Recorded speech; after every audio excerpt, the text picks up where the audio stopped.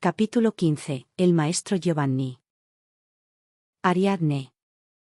Los primeros días de mi vida en la casa del cardenal de Maré no trajeron grandes cambios. La primera semana la pasé aburrida en mi habitación.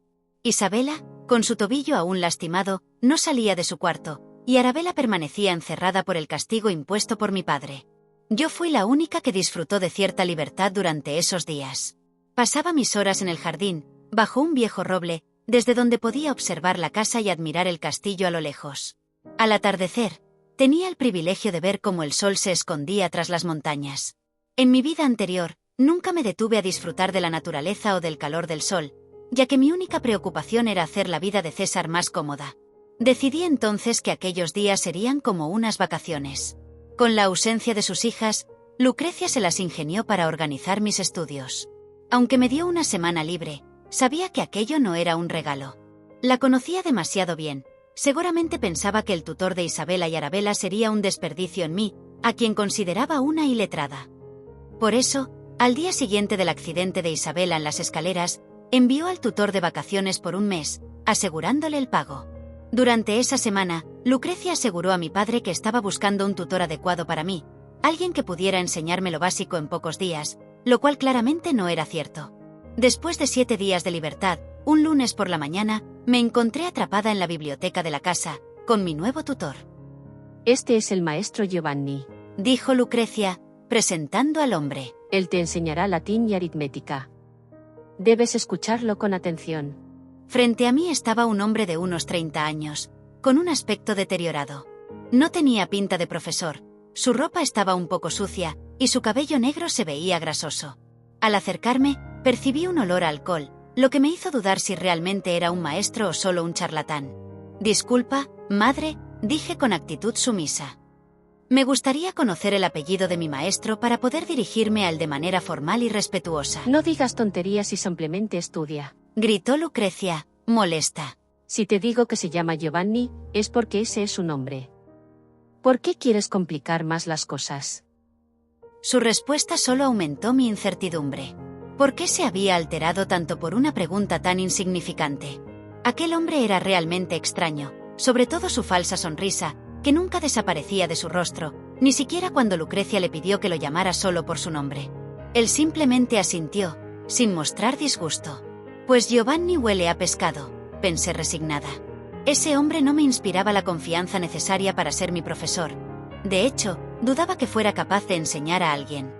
Mi primera semana de clases fue terriblemente aburrida. El supuesto maestro Giovanni pasó la mayor parte del tiempo explicando y repasando lo más básico del idioma.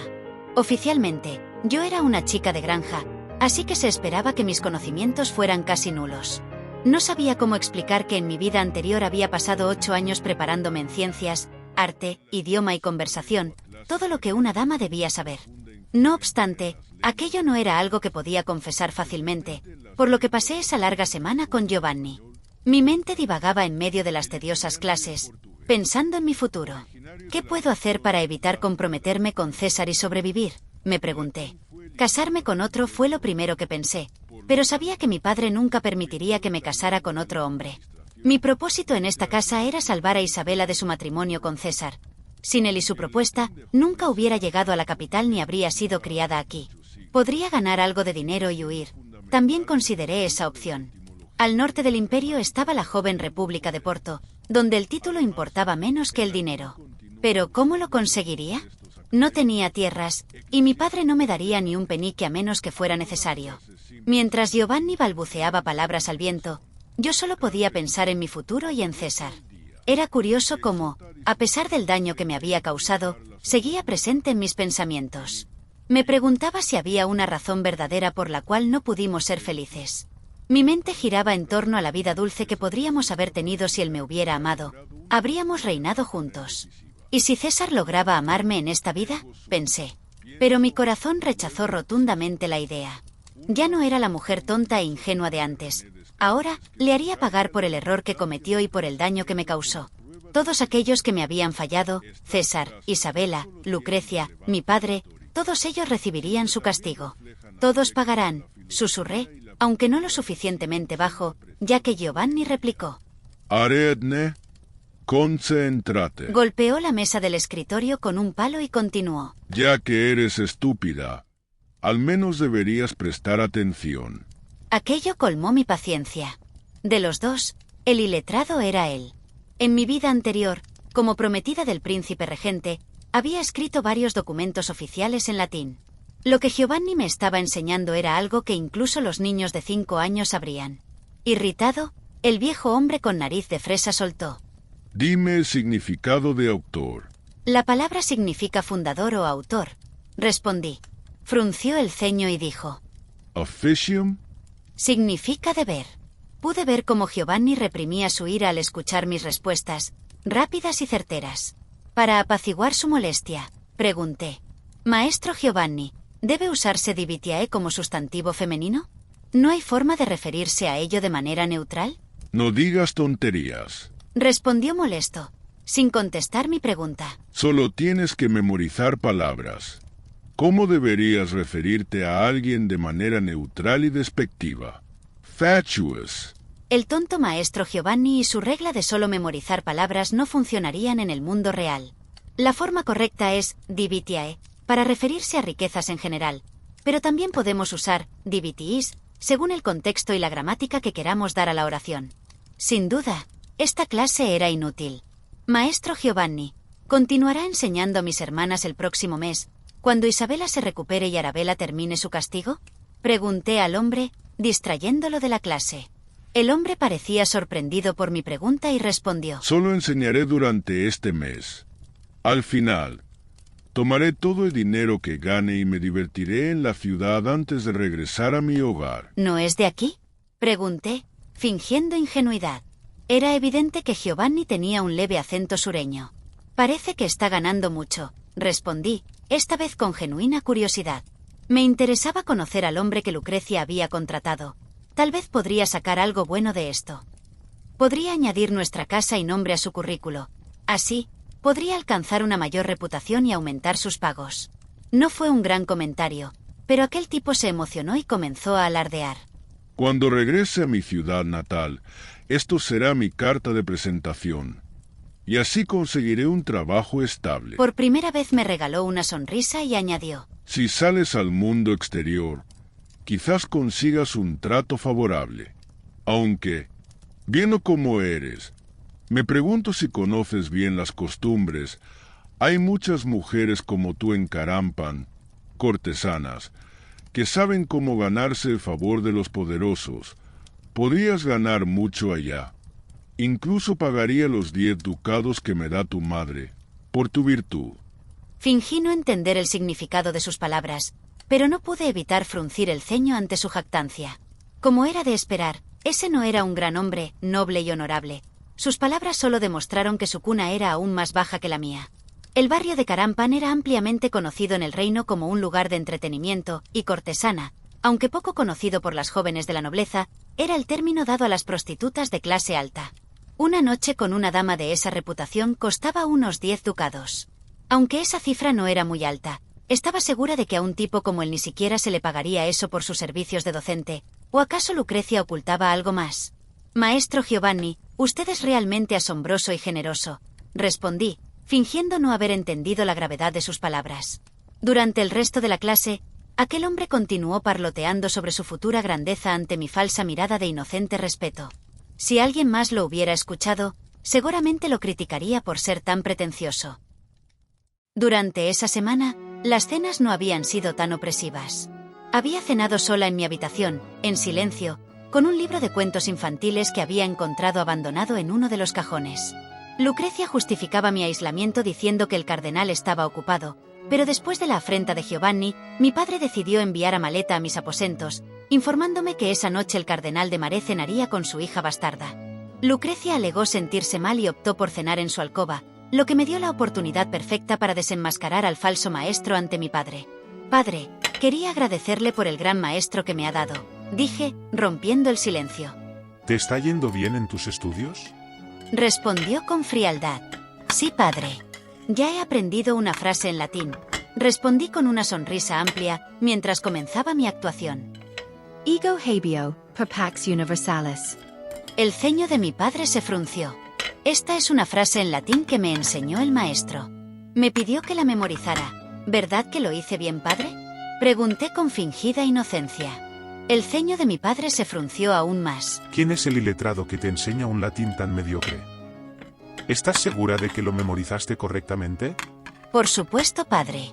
Ego Habio. Entonces, tu profesor es un analfabeta. Gruñó mi padre.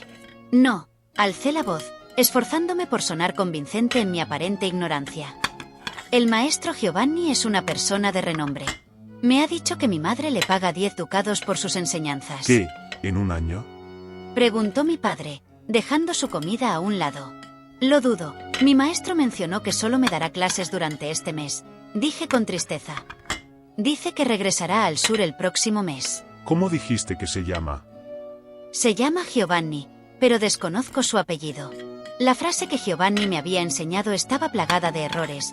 Su incapacidad para recordar correctamente había sellado su destino. La conjugación correcta era ego habeo pacem universalem, que significa yo tengo la paz universal. Pero Giovanni había enseñado una frase mal formulada, cuyo significado en español sería yo tengo, por la paz universal. A los ojos de una joven e ingenua Ariadne de 15 años, esto habría pasado desapercibido, pero mi conocimiento, fruto de 9 años de aprendizaje, seguía tan fresco como el de mi padre. El cardenal de Marais conocía bien el valor del dinero y notaba las irregularidades en las enseñanzas que se me habían dado. No era un hombre tonto. Seguramente ya había sospechado que algo estaba ocurriendo. Lucrecia. Gritó mi padre, con el rostro enrojecido de furia. Sin dudar, se levantó de la mesa y se dirigió a la recámara de Lucrecia. Me quedé quieta por un momento, pero tan pronto como salió del comedor, lo seguí. Su enojo era tal que no notó mi presencia detrás de él. Abrió la puerta con violencia, golpeándola contra la pared. Me detuve justo antes de llegar a la entrada, pegada a la pared bajo el entrepiso y las escaleras. Desde esa posición, el cardenal no podría verme, y si mantenía las puertas abiertas, podría escuchar claramente su discusión con mi amada madre. Dame el libro de cuentas. Gritó mi padre. El ruido de muebles y libros cayendo resonó en toda la casa. ¿Qué ocurre, Su Excelencia? Preguntó Lucrecia, aterrada por la actitud de mi padre. Aquí está. Exclamó él, evidentemente habiendo encontrado el libro de cuentas. Gastos de educación, Ariadne, 10 ducados. 10 ducados. Lo tengo, pensé. Había supuesto que aquella mujer no había dejado rastro del dinero, pero parecía que sí le había entregado 10 ducados a ese hombre. ¿Cómo es posible gastar 10 ducados al mes en la educación de Ariadne? Preguntó mi padre, aún alterado. Ni siquiera a los maestros de Hipólito les dimos tal cantidad mientras estudiaba en casa. Quería traer a un buen maestro. Intentó justificarse Lucrecia. Un buen maestro que ni siquiera sabe conjugar correctamente las frases en latín. Gritó mi padre, furioso. ¿Dónde diablos estudió, mujer? Lucrecia quedó muda. Ni siquiera es de San Carlo. Continuó el cardenal. ¿Quién diablos traería a un profesor de latín del campo en lugar de uno de la capital? ¿Quién diablos es él? ¿Es sureño? Lucrecia no dijo nada, pero en ese momento, todo encajó en mi mente. Ella también era del sur. Su familia provenía de Taranto, una ciudad al sureste del reino, conocida por el barrio de Carampan. En esa zona, la familia noble Rossi, de donde provenía la amante de mi padre, era bien conocida. Ahora entendía por qué no me había permitido conocer el apellido de ese hombre. El vago de Giovanni era pariente de Lucrecia. No era un tutor, solo era un familiar, y había inflado el costo de las clases no para impresionar a mi padre por la loable tarea de conseguir un maestro a su bastarda, sino para enviar dinero de manera descarada a su familia. Lo desconozco, Su Excelencia. Respondió Lucrecia tímidamente, apenas audible desde donde yo estaba. Me lo recomendó una amiga y no vi sus referencias. ¿Estás loca? Gritó mi padre. Que sea la última vez que permites que un extraño entre en mi propiedad sin saber quién es. Sí, Su Excelencia. Escuché cómo se le quebraba la voz. Me equivoqué. Me aseguraré de que esto no vuelva a suceder. Eso espero. Mi padre salió rápidamente de la habitación de Lucrecia. Vi su silueta avanzando por el pasillo hasta que desapareció tras la barandilla. Seguramente dormiría en su salón privado, así que me dirigí sola a mi habitación en el tercer piso. Por lo visto, la familia de Lucrecia estaba arruinada, a pesar de su nobleza. De no ser así, no habría razón para que ella robara a su marido. Si esto era cierto, no me sería difícil encontrar faltantes y cifras infladas en el libro de cuentas. Debía encontrar la manera de revisarlo y así hundir a Lucrecia. Sin ella aquí, no tardaría en destruir a Isabela, evitando así mi matrimonio con César. Mi dulce madrastra sería el boleto de cambio para transformar mi futuro.